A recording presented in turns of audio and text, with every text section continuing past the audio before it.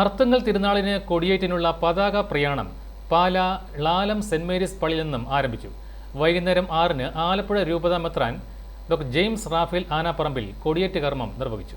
18-ന് വൈകുന്നേരം 5 മണിക്ക് നട അടയ്ക്കും. 20-നാണ് പ്രധാന തിരുനാൾ. പാല ളാലം പഴയപള്ളി വികാരി ഫാദർ ജോസഫ് തടത്തിൽ പതാക ആശീർവദിച്ചു. തുടർന്ന് നിരവധി വാഹനങ്ങളുടെ അകമ്പടിയോടെ നീണ്ടൂർ, കല്ലറ, തണ്ണീർമുക്കം, ചേർത്തല വഴിയാണ് പതാക പ്രയാണം അർത്തുങ്കൽ ബസിലിക്കയിലേക്ക് പോയത്. പാലായിലെ സെന്റ് ജോസഫ് ചാരിറ്റബിൾ റിലീജിയസ് ട്രസ്റ്റിന്റെ ആഭിമുഖ്യത്തിലാണ് കഴിഞ്ഞ 25 വർഷമായി ഈ പതാക പ്രയാണം നടത്തുന്നതെന്ന് ഭാരവാഹികളായ സാബു, നീതി വസ്ത്രാലയ, ഷിബു ജേക്കബ്, അർത്തുങ്കൽ ബസിലിക്ക പ്രതിനിധികളായ father Sebastian John, father Ashiq, deacon Joel, parish council പ്രതിനിധികൾ എന്നിവരും പതാക പ്രയാണത്തിൽ പങ്കെടുക്കുന്നു.